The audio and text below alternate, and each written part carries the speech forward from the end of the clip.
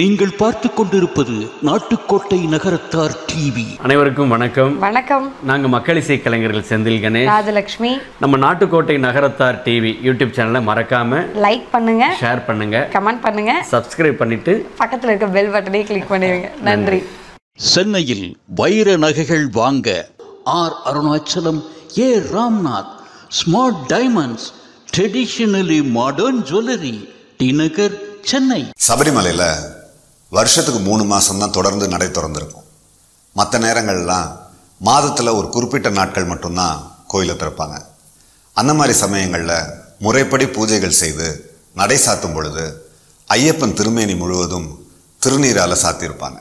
மீண்டும் நடை திறக்கும் வரை ஐயப்பன் திருநீர் காப்பில் தான் இருப்பார். இது காலங்காலமாக நடந்துட்டு வர நடைமுறை. இப்போது நம்ம ஐயப்பனுக்கு சாத்தப்படுவது சிவம் திருநீர். சாஸ்திரங்களை சொல்லியிருக்கப்படி முறைப்படி தயாரிக்கப்பட்டது நம் சிவம் திருநீர். சிவம் திருநீர் அணிந்து சகல சௌபாக்கியங்களையும் பெறுங்கள். Arputha snacks, Karaikudi. From the lap of Chettinad, Arputha snacks Diwali combos 2021. மறக்கப்பட்ட என்றே நீங்கள் தலைப்பு வைத்திருக்கிறீர்கள். ஆமாம், உண்மையாகவே மறக்கக்கூடாத ஒரு மனிதர் நம்முடைய சீர்திருத்த செம்மல் வைஷ்ய சண்முகனார் அவர்கள். அந்த பணக்காரர் வெறும் பணக்காரராக இல்லை, சிறந்த வள்ளலாக வாழ்ந்தார். ஏன்னா வைஷ்யாவை போன்றவர்களெல்லாம் ஏதோ சொல்லிட்டு போனவங்க இல்லை, அப்படி வாழ்ந்து காட்டினார். ஆகவே அவங்கெல்லாம் ரோல் மாடல். அவருடைய வாழ்க்கையில் ஒரு ஒழுங்கு இருந்தது. இப்படி செய்யணும், இப்படி பண்ணணும். அந்த சிஸ்டம் திட்டமிடுதல் எப்போதுமே சிஸ்டம், அது சிஸ்டமேட்டிக். காலையில் எத்தனை மணிக்கு எழுந்திரிக்கணும் எழுந்திரிச்சிடுவார். இங்கே காரைக்குடிக்கு எத்தனை மணிக்கு போகணும்னா காரைக்குடிக்கு போயிடுவார்.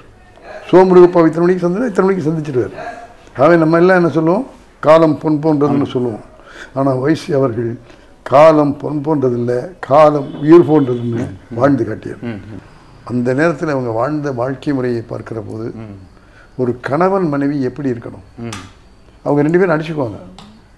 சண்டை அவங்களுக்கும் சண்டை, 2 பேரும் அவங்க வயசும் மஞ்சளாவும் அடிச்சுக்குவாங்க. அது என்ன, அந்த ஒரு கொள்கை எது கரெக்டுன்னு சொல்கிறதுக்காக 2 பேருக்கும் சண்டை வரும். சரி.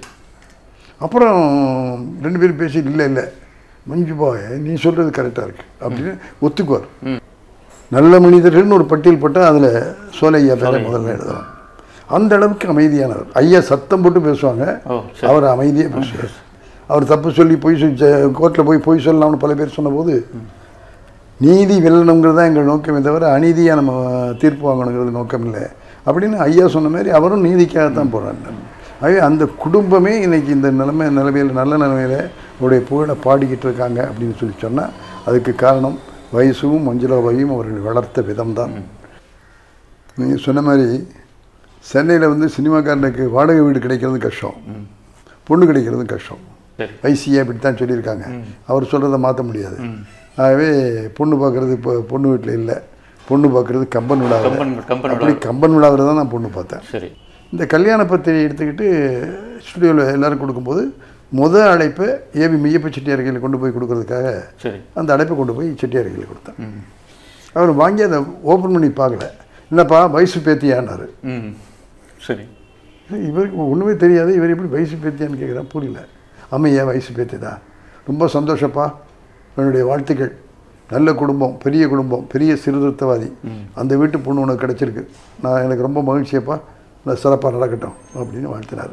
என் வாழ்க்கையை பொறுத்தளவு நான் இவ்வளவு தூரம் வளர்ந்தேன் அப்படின்னு சொல்லி சொன்னால் அதுக்கு காரணம் முழுக்க முழுக்க என்னுடைய மனைவி கமலா தான். கமலா வைசியாவினுடைய சாம்பிள். அவர் எப்படி இருக்கணும்னு நினைப்பாரோ அதே மாதிரி தான் கமலா இருந்தேன். ஆகவே அது எனக்கு கிடைச்ச பெரிய சொத்து. இன்றைக்கி உங்கள் முன்னாலே இன்றைக்கி வைசியாவை பற்றி சொல்லுகிற போது சொல்கிறேன், வைசியா குடும்பத்தினுடைய கமலா எனக்கு வந்தது என் வாழ்க்கையில் கிடைச்ச பெரிய புண்ணியம், பெரிய பெருமை. ஆகவே என் வளர்ச்சிக்கு பின்னாலே என் கமலா இருந்தேன். 5 வருஷம் எடிட்டிங்கில் இருந்தேன். அதுக்கு பிறகு 10 வருஷம் அசிஸ்டன்ட் டைரக்டராக இருந்தேன். 15 வருஷத்துக்கு பிறகு தான் நான் டைரக்டர் ஆனேன். அந்த இன்பிட்வீன் தான் எங்களுக்கு கல்யாணம் வந்துச்சு. என்ன கேட்பார், ஏப்பா காலையில் போகிற ராத்திரி 12 மணிக்கு வர, என்னப்பா பண்ணுற, உன் பக்கத்து வீட்டில் ஒருத்தா இருக்கான் என்னுடைய கலிக்கு, கல்லுப்பட்டி சீனிவாசன், அவனை பாரு கரெக்டாக 6 மணிக்கு வந்துடுறான். வர்றான் மட்டும் இல்லை, வரும்போது என்ன செய்யறான் தெரியுமா, ஒரு மல்லிகைப்பூ ஒரு கையில் வாங்கிட்டு வரான். அப்போ அன்பு எப்படி இருக்கும், 6 மணிக்கு வர்றான், வரும்போது மல்லிகைப்பூ வாங்கிட்டு வர்றான், வரும்போது ஸ்வீட் வாங்கிட்டு வரான், நீ என்னன்னா ராத்திரி 12 மணிக்கு வந்து கதவை தட்டி நாங்கள்லாம் தூங்கும்போது தூக்கிட்டு காலைல 6 மணி 7 மணிக்கு எழுந்துச்சு போயிட்டேன். இது வாழ்க்கையில் பண்ணு ஐயா சொன்னாங்க. ஆரம்பத்தில் சொல்லியிருக்காங்க. சொன்னாங்க, கேட்கல இல்லை. என் வேலை அப்படி இருந்தது, அந்த மாதிரி இருந்தது, அந்த டென்ஷன் இருந்தது. அது சினிமாவை பற்றி உங்களுக்கு தெரியும். ஆகவே இரவு பகல் எல்லாம் எனக்கு வந்து செட்டுக்கு போகிறத விட எடிட்டிங்க்கு போகிறதுனால அந்த எடிட்டிங் பண்ணி இருக்கிறதுனால நைட்டும் அங்கே இருக்கிற மாதிரி ஆகிடும். ஆக இதையெல்லாம் உணர்த்தினாங்க. அந்த ஒரு சொல்ல கேட்க மாட்டேன், நல்ல மாடுக்கு ஒரு சூடு, நாங்கள் அதெல்லாம் கூத்தாடிங்க. ஆகவே அந்த சூடெல்லாம் எடுபடலை.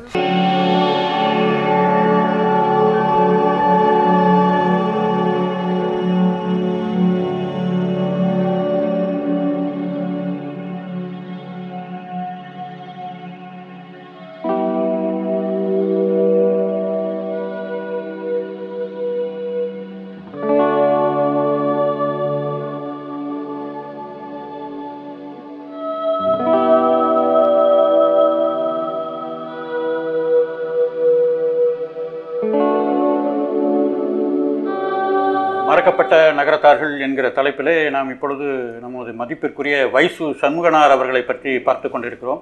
அந்த வகையில் இப்பொழுது நாம் சந்திக்க இருப்பது தமிழ் திரையுலகின் இப்பொழுது மிக மூத்த இயக்குனர் எஸ்பிஎம் ஐயா அவர்களை.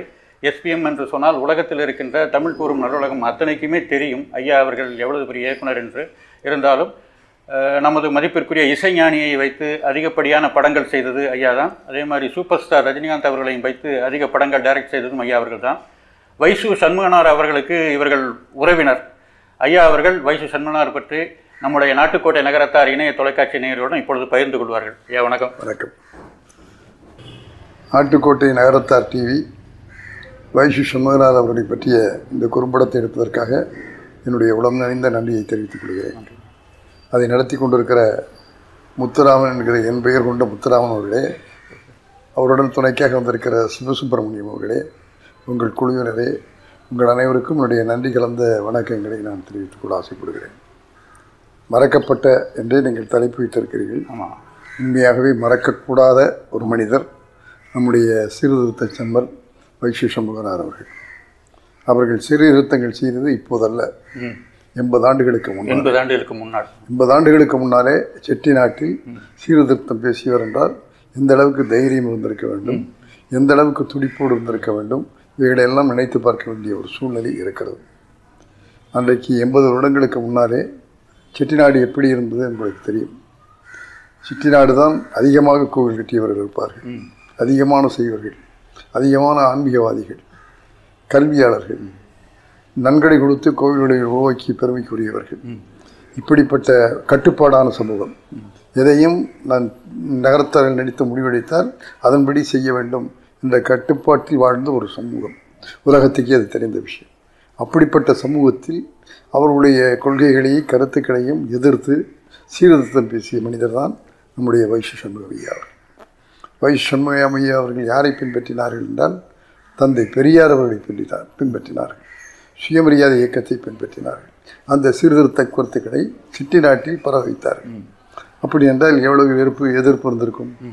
பெரியாருடைய கூட்டங்களிலே மாலைகள் விழுந்ததை விட அந்த காலத்தில் கல்கள் விழுந்தது அதிகம், முட்டு வீசியது அதிகம், செருப்பு வீசியது அதிகம். வேடிக்கையாக ஒரு விஷயத்தை சொல்வார்கள். ஒரு ஊர்வலம் போய் கொண்டிருக்கிறது, செருப்பு பெரியார் மீதை விழுகிறது, கீழே பார்க்கிறார், ஒரு செருப்பு கிடக்கிறது.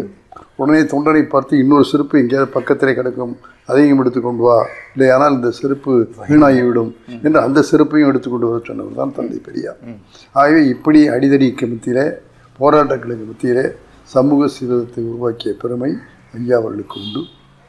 அதற்கு துணையாக இருந்தவர்கள் என்று சொன்னால் முருகப்பா அவர்களும் என்னுடைய தந்தையார் ராமசுப்பையா அவர்களும் ஐயாவுக்கு பக்கபலமாக இருந்தார்கள்.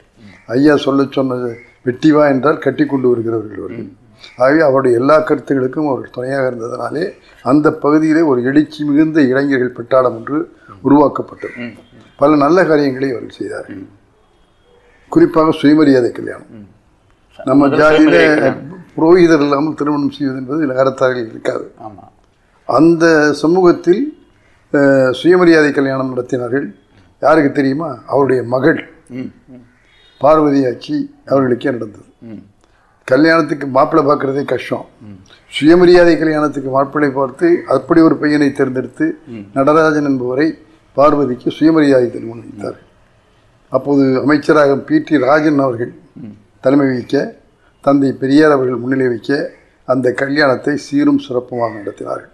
யார் வந்தாலும் வராட்டாலும் பரவாயில்ல, நம்முடைய கொள்கை தான் முக்கியம் அப்படின்னு கொள்கையை நிலைநிறுத்தி காணுகாத்தானில் அந்த திருமணம் மிகச்சிறப்பாக நடைபெற்றது.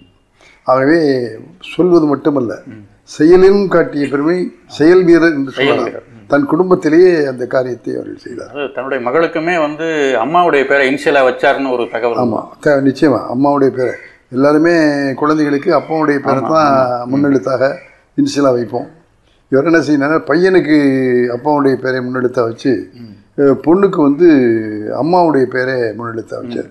இதெல்லாம் முற்போக்கான எண்ணங்கள், யாருக்குமே தோன்றாத எண்ணங்கள்னு கூட சொல்லலாம். அதே போல நிறைய சீர்திருத்த கல்யாணங்கள், விதவை திருமணங்கள், கலப்பு திருமணங்கள், மதமாற்ற திருமணங்கள். பார்த்தீங்கன்னா மேரின்னு ஒரு பொண்ணுக்கு இந்து பையனை கல்யாணம் பண்ணி வச்சிருக்கிறார். அதே மாதிரி எந்த விஷயத்திலையும் முன்னாலே இருந்து பழைய காலத்தையே பண்ணிக்கிட்டு இருக்காங்க, முன்னால் வாங்க, சீர்திருத்தத்துக்கு வாங்க, இன்னும் சீர்திருத்த வழியிலே இளைஞர்களை நடத்தி செல்கின்ற பெருமை ஐயா அவர்களுக்கு இருந்தது. அதற்காகவே அவர்களை நாம் வணங்க வேண்டும். அவர்கள் போட்ட விதை தான் இன்றைக்கு மரமாக வளர்ந்து இன்றைக்கு பல சீர்திருத்தங்கள் நடப்பதற்கு காரணமாக இருக்கிறது என்று சொல்லலாம். இதை குறிப்பாக சொல்ல வேண்டுமானால், ஐயா வாழ்ந்த வீடு இன்ப மாளிகை என்று பெரிய மாளிகை, காடுகாத்தால பெரிய மாளிகை. இந்த மாதிரி இன்ப மாளிகைக்கு நான் என் பெற்றோரோட அங்கே போயிருக்கிறேன். அந்த பேச்சு இப்போ கல்யாணம் பண்ணிட்டு இருக்கிறவங்க ராஜா சண்முகம், சாந்தாச்சி, மீனா, நம்மளா இவங்கெல்லாம் சின்ன குழந்தைகளாக இருக்கும்போது அவங்களோட விளையாண்ட நினைப்பெல்லாம் கூட வருது. அப்படி இருந்த தொடர்பு நடுவில் நான் இங்கே சென்னைக்கு வந்த பிறகு அந்த தொடர்புகள் இல்லை. அவருடைய வாழ்க்கையினுடைய ஆரம்ப காலத்தில் பெரிய செல்வந்தராக, தொழிலதிபராக, மலேயா, சிங்கப்பூர் போன்ற இடங்களிலெல்லாம் கடைகள் இருக்கக்கூடியவராக, நிலங்கள் இருக்கக்கூடிய மனிதராக, ஒரு சிறந்த பணக்காரராக வாழ்ந்தார் என்று சொல்லலாம். அந்த பணக்காரர் வெறும் பணக்காரராக இல்லை, சிறந்த வள்ளலாக வாழ்ந்தார். அவர்கள் கொடுக்காத நிதி எதுவுமே இல்லை, எல்லா காரியங்களுக்கும் நிதி கொடுத்தார். நிதி கொடுத்தது மட்டுமல்ல, அப்போதெல்லாம் செட்டிநாட்டு பகுதிகளில் பெரிய ஹோட்டல்கள் கிடையாது, எங்கேயாவது வீட்டில் தான் தங்கணும். சுயமரியாதைக்காரர்கள் வந்தால் தங்குவது செட்டிநாட்டில் காரைக்குடியில் சமுதிரம் இல்லம் எங்களுடைய வீடு, அல்லது காண்டுகாத்தானில் இன்ப மாளிகை, வைசையாவுடைய மாளிகை, இது ரெண்டுலையும் தான் தங்குவார்கள். ஆகவே அங்கே தங்காத, எங்கள் வீட்டிலே தங்காத தலைவர்களே இல்லை. அதே போல் வைசையா வீட்டிலே தங்காத தலைவர்களும் இல்லை. அதில் குறிப்பாக சொல்ல வேண்டுமானால், மகாத்மா காந்தி அவர்கள் கஸ்தூர்பாயோடும் ராஜகோபாலாச்சாரியாரோடும் இன்ப மாளிகையிலே வந்து தான் அந்த பகுதியில் உள்ள விழாக்களுக்கும் நிகழ்ச்சிகளுக்கும் போனார்கள். ஆகவே காந்தியாரையே தன் வீட்டிலே வைத்து வசதி செய்து கொடுத்து விருந்தினராக வைத்திருந்த பெருமை வைசியாவுக்கு உண்டு. அதற்கு பிறகு அவர் செய்த விருந்தாளிகளில் முக்கியமான விருந்தாளி பாரதியார், தேசிய கவிஞர் பாரதியார். வறுமையிலே கஷ்டப்பட்டிருந்த காலத்தில் காடுகாத்தானுக்கு வர வேண்டும் என்று விரும்பி இவரையும் போய் கூப்பிட்டு அதன்படி அவரும் வந்தார். வந்து காரைக்குடியிலே அந்த மனிதாபிமான சங்கத்தில் தங்கி அங்கே உள்ள இளைஞர்களுக்கெல்லாம் பாட்டு பாடி கவிதைகள் சொல்லி ஒரு மகிழ்ச்சியை உண்டாக்கிய பெருமை ஐயாவுக்கு உண்டு. பாரதியாருடைய ஃபோட்டோ இன்றைக்கி வருகிறது, தலைப்பக்கட்டோடு மியூசியோடு வருகிற அந்த ஃபோட்டோ அந்த அமைப்பிலே எடுக்கப்பட்ட ஃபோட்டோ. அவர்கள் எல்லாம் சேர்ந்து குரூப் ஃபோட்டோ எடுத்த போது தனியாக பாரதியாரையும் எடுத்தார்கள். அந்த ஃபோட்டோ தான் இன்றைக்கி தேசிய புகைப்படம் எடுக்கிறதுங்கிறதே ஒரு பெரிய விஷயம் அந்த காலகட்டத்தில். தேசிய விருது மாதிரி அது. பாரதியாருக்கு இருக்கிற நல்ல ஃபோட்டோங்கிறது அந்த தலப்பா கட்டின ஃபோட்டோ தான், அதுதான் பாரதியாருடைய அடையாளம். அந்த ஃபோட்டோ எடுக்கப்பட்ட இடம் காரைக்குடியில் இருக்கிற சங்கத்தில் தான் குரூப் ஃபோட்டோ எடுத்துட்டு இந்த ஃபோட்டோவை எடுத்தாங்க. அதுக்கு காரணம் ஐயா வைசையா அவர்கள். காடுகாத்தானுக்கு போகிற வரையில் காரைக்குடியில் இறங்கி போவதற்குள்ளே இந்த வேலைகள் எல்லாம் செய்து விட்டார். அதன் பிறகு பாரதியார் போய் வைசியாவுக்கு மகிழ்ச்சியாக சந்தோஷமாக இருந்தார். நம்முடைய வைசியாவுடைய நடவடிக்கைகளையும் அவருடைய வாழ்க்கை முறையையும் அவர் செய்கிற வள்ளல் தன்மையும் பார்த்துட்டு அவரை பற்றி ஒரு பாட்டு பாடினார். ஆகவே பாரதியார் அடக்கிய எத்தனையோ ஆயிரம் கவிதைகளிலே வைசியாவை பற்றி பாடிய பாடலும் இருக்கிறது, சரித்திரமாக இருக்கிறது என்பதை நான் மகிழ்ச்சியோடு சொல்லிக்கொள்ள ஆசைப்படுகிறேன். அடுத்து ஐயா இன்பமாளிகையில் வந்து தங்கியவர்கள் முக்கியமானவர்கள்னு சொன்னால் புரட்சி கவிஞர் பாரதிதாசன். பாரதிதாசன் மேலே ஐயாவுக்கு ரொம்ப பிரியம்.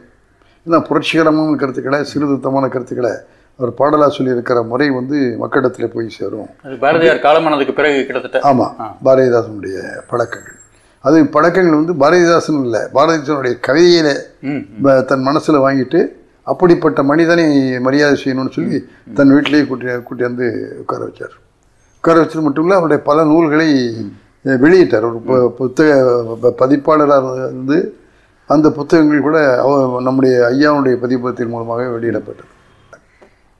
அதே போலவே ஜீவானந்தம் அவர்கள் அந்த காலத்தில் ஒரு பெரிய பீரங்கி பேச்சாளர் வந்து அது பாரதியை பற்றியெல்லாம் பேச ஆரம்பித்தாருன்னா நம்ம எழுந்திரிச்சு நின்று உடனே போராட்டத்துக்கு போகலாம். அந்த அளவுக்கு அந்த அளவுக்கு உணர்ச்சி வசமும் இருக்கும், கோபம் வரும், பேச்சில் ஒரு அனல் கக்கும், ஆத்திரத்தோட சத்தம் போட்டு பேசுவார்.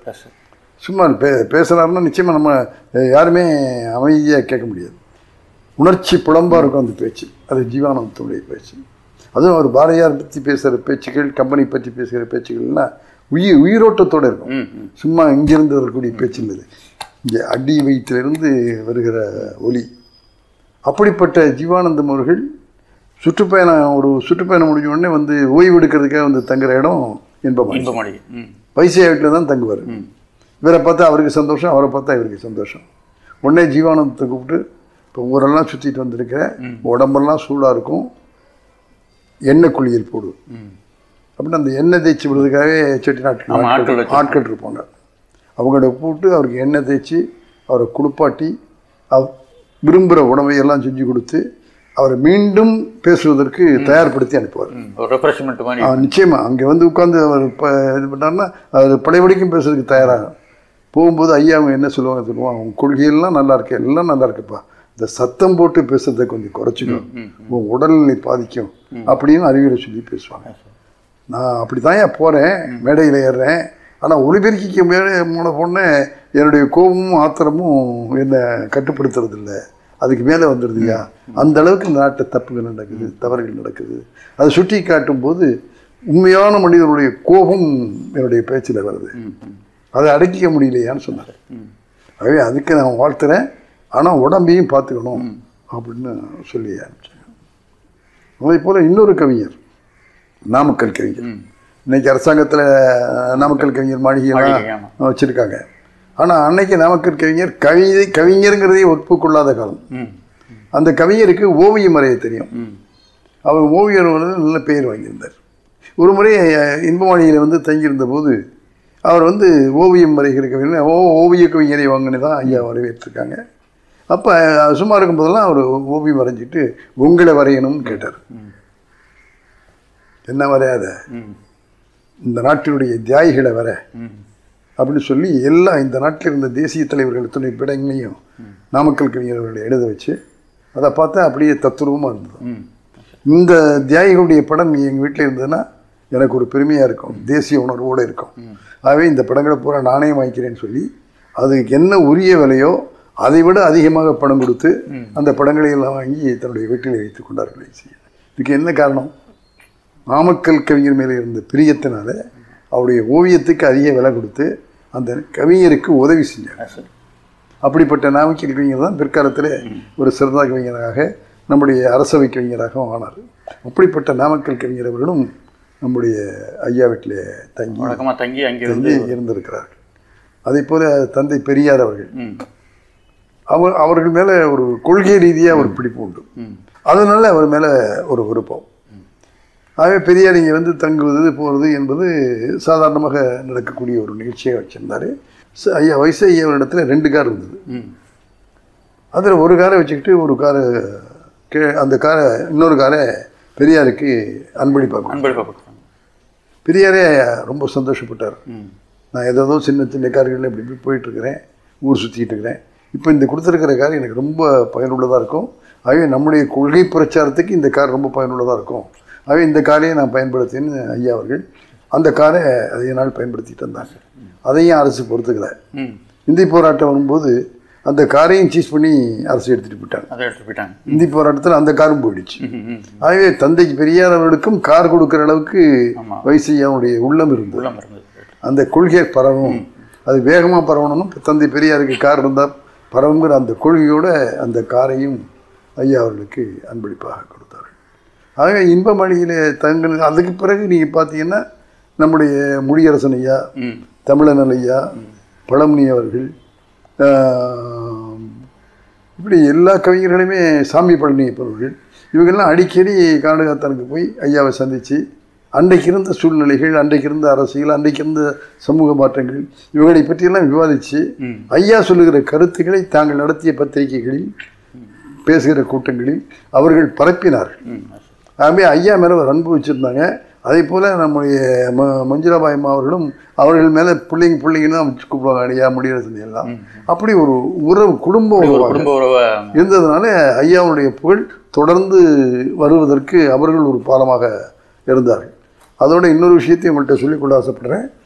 நம்ம ஐயாவுடைய மகள் பார்வதி நடராஜன் அவர்கள் ஐயாவை பற்றி ஒரு புத்தகம் வர வேண்டும் என்று சொல்லி முடியரசன் ஐயாவை எனக்கு அவரை பற்றி அதிகமாக ஒன்றும் தெரியாதுன்னா சொன்னார். நீங்கள் நினச்சா எழுத முடியும்னு சொல்லிட்டு அந்த பொறுப்பை ஐயா முடியரசன் அவரிடத்தில் கொடுத்தார்கள். முடியரசன் எதையும் எடுத்துக்க மாட்டார், ஒத்துக்க மாட்டார். ஒத்துக்கிட்டு அதை பர்ஃபெக்டாக செய்வார். அப்படி செய்த புத்தகம்தான் இந்த புத்தகம். அதாவது சீர்திருத்த செம்மல் வைசு சண்முகனார் அப்படிங்கிற இந்த புத்தகத்தை வானதி பதிப்பகம் வெளியிட்டாங்க. ஐயா திருநாவுக்கரசு அவர்கள் வெளியிட்டாங்க. இதில் அநேகமாக வைசையாவுடைய முழு வரலாறும் இருக்கு. ஆகவே நான் பல விஷயங்களை நான் சொல்லாமல் விட்டாலும் இந்த புத்தகத்தை நீங்கள் படிப்பீர்களேனால் அதில் நீங்கள் வைசையாவுடைய முழு வரலாறும் அதில் இருக்குது. அதை தொகுத்து வழங்கியது நம்முடைய கவியரசு முடியரசன் அவர்கள். அதுக்கு எடுத்துக்கிட்ட முயற்சி எடுத்துக்கிட்டவங்க நம்ம அவருடைய மகள் பார்வதி நடராஜன் அவர்கள். ஆகவே இந்த புத்தகம் அவருக்கு ஒரு தமிழ்நாட்டுடைய சீர்திருத்தவாதிகளுடைய வரலாற்று முக்கியமான ஒரு நூலாக இருக்கிறது. இப்போ நான் சொல்லக்கூடிய பல விஷயங்கள் கூட இந்த புத்தகத்தில் இருக்குது. ஆகவே இளைஞர்கள் தயவு செஞ்சு இந்த புத்தகத்தை வாங்கி படிக்கணும்னு நான் கேட்டுக்கொள்ள ஆசைப்படுறேன். ஏன்னா வைசு ஐயாவை போன்றவர்களெல்லாம் ஏதோ சொல்லிட்டு போனவங்க இல்லை, வாழ்ந்து காட்டி அவங்க முக்கியமான விஷயம் என்னென்னா சொன்னதை செஞ்சாங்க, செஞ்சதை சொன்னாங்க, அப்படி வாழ்ந்து காட்டினாங்க. ஆகவே அவங்களெல்லாம் ரோல் மாடல். நம்ம அவங்களையெல்லாம் முன்மாதிரியாக நம்ம எடுத்துக்கணும். அவருடைய வாழ்க்கையில் ஒரு ஒழுங்கு இருந்தது. இப்படி செய்யணும், இப்படி பண்ணணும். அந்த சிஸ்டம் திட்டமிடுதல் எப்போதுமே சிஸ்டமேட்டிக். காலையில் எத்தனை மணிக்கு எழுந்திரிக்கணும்னா எழுந்திரிச்சிருவார். இங்கே காரைக்குடிக்கு எத்தனை மணிக்கு போகணும்னா காரைக்குடிக்கு போயிடுவார். சோமுருகப்பா இத்தனை மணிக்கு சந்தினா இத்தனை மணிக்கு சந்திச்சிடுவார். ஆகவே நம்ம எல்லாம் என்ன சொல்லுவோம், காலம் பொன் போன்றதுன்னு சொல்லுவோம். ஆனால் வைசி அவர்கள் காலம் பொன் போன்றதில்லை, காலம் உயிர் போன்றதுன்னு வாழ்ந்து காட்டியது. உலகத்திலேயே 2 விஷயம் போனால் கிடைக்காது, ஒன்று உயிர், ஒன்று காலம். அதை உணர்ந்தவர், உணர்ந்து வாழ்ந்து காட்டியவர். அவங்ககிட்ட பேரம்பேத்தி எல்லாருமே அவங்க வீட்டில் தான் வாழ்ந்தாங்க. அவரும் மஞ்சுளாபாய் தான் எல்லாரையும் வளர்த்தவங்க. ஆகவே அப்படிப்பட்ட வளர்த்த பிள்ளைங்களை எல்லாம் அந்த 5:30 மணிக்கு பக்கத்தில் இருந்துட்டு 1 2 3 அப்படின்னு அந்த குழந்தை எழுந்திரிச்சிடணும். 5:30 மணிக்கு அந்த பழக்கம். போய் குளிச்சு முழுகி எல்லாம் பண்ணிட்டு வந்த உடனே பேர குழந்தைங்க கொஞ்ச நேரம் தூங்கட்டும்ங்கிறது அது கணக்கு கிடையாது. சாப்பிடணும், டிஃபன் சாப்பிடணும். எல்லா பிள்ளைங்களையும் உட்கார வச்சு டிஃபன் கொடுக்கறதுக்கு ரெடி பண்ணுவாங்க. டிஃபன் கொடுக்க மாட்டாங்க. ஒவ்வொரு பிள்ளையும் பாரதியாருடைய பாட்டையோ பாரதிதாசனுடைய பாட்டையோ பாடினால்தான் டிஃபன். ஆகவே எல்லா குழந்தைகளும் பாரதி சும்மா 4 வரி பாடிட்டு பல்லையை மட்டும் பாடிட்டு விட மாட்டார். ஒவ்வொரு பிள்ளையும் எடுத்துக்கிற பாட்டை முழுதும் பாடணும்.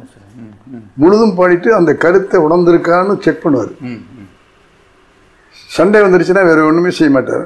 ஓடி விளையாடு பாப்பா அப்படிங்கிற பாட்டை பாடுவார். பாட என்ன சொன்னார் பாரதி, புரிஞ்சுக்கிட்டியா, இதுதான் வாழ்க்கை. ஆகவே ஏதாவது உனக்கு புரியல அப்படின்னா பாரதியை படி, பாரதிதாசனை படி, திருக்குறளை படி அப்படின்னு குழந்தைகளை சொல்லி சொல்லி அந்த ஒழுக்கத்தோடும் நல்ல பண்புகளோடும் வளர்ந்தாங்க. அப்படின்னா அதுக்கு காரணம் வைசையாவும் நம்முடைய மஞ்சுளாபாய் அவர்கள் தான். அதில் அவருடைய மகன் சோலை, அவர் சிங்கப்பூரில் ஸ்ட்ரைட் டைம்ஸ் கிட்ட பத்திரிகையில் பணியாற்றினார். எடிட்டோரியலையா இல்லை நிர்வாகத்திலையா? எடிட்டோரியல் போர்டில் அவர் ஒரு முக்கியமான மெம்பராக இருந்தார். அவர் நீண்ட காலம் பணியாற்றினார். ஆனால் பணியாற்றி சம்பாதிச்சது எல்லாமே படைபிடிக்கும் அவரும் வழக்குக்கே செலவழித்தார். அப்படி ஒரு நல்ல மனிதன்.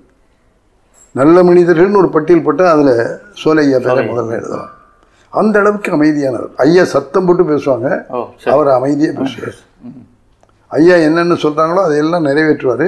அவர் தான் நிறைவேற்றினா யாருக்கும் தெரியாது, அதை காட்டிக்கவும் மாட்டார். அப்படி ஒரு சிறந்த மனிதராக இருந்தார். அவருடைய மனைவி அழகம்மையாச்சு, கணவனுக்கேற்ற மனைவி, மனைவிக்கேற்ற கணவன் மாதிரி அவங்க இல்லறத்தில் நடந்தது. அவங்களுக்கு ராஜா சண்முகம் அப்படிங்கிற பையன், அவர் அந்த சோலையை விட அமைதியானவர். அப்படி ஒரு மனிதன். எல்லாம் தெரியும் அவருக்கு, ஆனால் தெரிஞ்சதாக காட்டிக்கவே மாட்டார். அப்படி ஒரு அவங்களுக்கு 3 பெண்கள், கமலா, சாந்தா, மீனா அப்படின்னு 3 பெண்கள். அது மொத்தம் இந்த குழந்தைங்க எல்லாமே ஐயாவுடைய வழித்தடத்தில் வளர்ந்ததுனால அவ்வளவு ஒழுக்கத்தோடையும் பண்போடையும் வாழ்ந்தாங்க. அதே மாதிரி அவங்களுடைய பேரன் பேத்தி, கொள்ளிப்பேரன் கொள்ளிப்பேத்தி, எள்ளிப்பேத்தி எல்லாமே இன்னைக்கு நல்லா வாழ்ந்துக்கிட்டு இருக்கிறாங்க. நல்லா வாழ்ந்துக்கிட்டு இருக்காங்கன்னு மட்டும் சொல்ல மாட்டேன், வயசு ஐயா மஞ்சுளாபாயினுடைய வழித்தடத்தில் நடந்து கொண்டு இருக்கிறார். அதே சிஸ்டமேட்டிக்கான ஒரு லைஃப், அந்த வாழ்க்கை. ராஜா சண்முகத்தை எந்த விதமான தப்பும் பண்ணுங்கன்னா பண்ணவே மாட்டார். தனக்கு நஷ்டம் வருதுன்னு சொன்னால் கூட பரவாயில்ல, நம்ம பொய் சொல்ல வேண்டாம், உண்மை பேசுவோம்.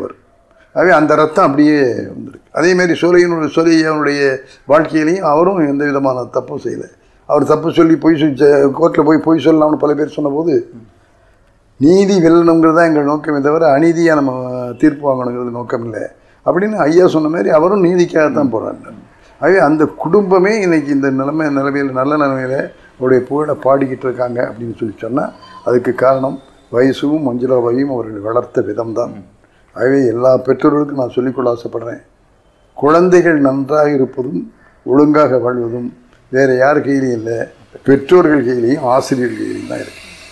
அதை புலமைப்பித்தன் சொல்லுவார், பிறக்கிற எல்லா குழந்தையுமே நல்ல குழந்தையும் தான், அன்னையர் வளர்ப்பிலே தான் நல்லவராவதும் கெட்டவராவதும் சொல்லுவாங்க. ஆகவே நல்லவராவதற்கு காரணம் பெற்றோர்கள் தான், பெரியவர்கள் தான், அதற்கு வைசியா அவர்கள் காரணமாக இருந்தார்கள் என்பதை நன்றியோடு நான் சொல்லிக் கொள்கிறேன். இதை பெற்றோர்கள் எல்லாம் புரிந்து கொள்ள வேண்டும். அவன் கெட்டு போயிட்டான்னு சொல்லுது. கெட்டு போனதுக்கு யாரு காரணம் பார்த்தா நீங்களே தான் இருக்கும். கண்டிப்பாக சிகரெட்டை சிகரெட் குடிக்காதுன்னு சொன்னால் எப்படி இருக்கும்? மதுவை மதுவை குடிக்காது சொன்னால் எப்படி இருக்கும்? ஆகவே சிகரெட்டு குடிக்கக்கூடாதுன்னு சொல்லும்போதே நாம் சிகரெட்டு குடிக்காமல் இருக்க வேண்டும். மது குடிக்காதுன்னு சொல்லும்போது மது குடிக்காமல் இருக்கணும். பொய் சொல்லக்கூடாது அப்படின்னு சொல்லும்போது நம்ம பொய் சொல்லாமல் இருக்கணும். ஆகவே அப்படி இருந்தால் அந்த குழந்தைகளும் நல்லபடியாக இருக்கும். ஆகவே தயவுசெய்து பெற்றோர்களை கேட்டுக்கொள்கிறேன், ஆசிரியர்களை கேட்டுக்கொள்கிறேன், அந்த குழந்தைகள் எல்லாம் நல்லவர்களாக வல்லவர்களாக ஒழுக்கத்தோடு வருவதற்கு நீங்கள் எல்லாம் துணையாக இருந்தால் வயசுக்கு செய்கிற பெருமையாக இருக்கும். அவர் வாழ்ந்து காட்டினார். ஆகவே அதுதான் உங்களுக்கு நான் சொல்லிக்கொள்ள ஆசைப்படுறேன். ஐயா, நீங்கள் வயசு ஐயாவுடைய ஒரு உறவினர்னு நாங்கள் கேள்விப்படுறோம். அது தவிர அவருடைய பேட்டி உங்களுக்கு திருமணம் செஞ்ச சோலை ஐயாவுடைய மகள் அப்படின்னு சொல்கிறாங்க. பொதுவாக நீங்கள் அந்த காலகட்டத்தில் சினிமாவில் நீங்கள் வேலை பார்த்துட்டு இருந்தீங்க. இப்போவே நம்ம சினிமாவில் வேலை பார்க்குறவங்களுக்கு பெண் கொடுக்குறதுங்கிறதே தயக்கத்துக்குள்ளான ஒரு விஷயம். அந்த காலகட்டத்தில் கிட்டத்தட்ட 60 வருஷத்துக்கு முன்னாடி உங்களுடைய திருமணம் நடந்திருக்கு. அதை பற்றி உங்களுடைய நினைவுகளை எங்களோட பகிர்ந்துக்குங்க. நீங்கள் சொன்ன மாதிரி சென்னையில் சினிமாக்காரனுக்கு வாடகை வீடு கிடைக்கிறது கஷ்டம், பொண்ணு கிடைக்கிறது கஷ்டம். எங்கள் அம்மா எனக்காக பொண்ணு பார்த்துக்கிட்டு இருந்தாங்க. நான் சினிமாக்காரங்கிற ஒரே காரணத்தினால எனக்கு பெண் கொடுக்கறதுக்கு எல்லாருமே ஒரு தயக்கத்தோடு இருந்தாங்க. அந்த நேரத்தில் ஐயா வயசு ஐயா முடியரசன் ஐயா வீட்டுக்கு போயிருந்தபோது இந்த மாதிரி என் பேத்தி கமலாவுக்கு நான் மாப்பிள்ளை பார்க்குறேன், நல்ல மாப்பிள்ளை இருந்தால் சொல்லுங்கள். முடியரசன் ஐயா எங்கள் தந்தையாரோடையும் நல்ல தொடர்பில்.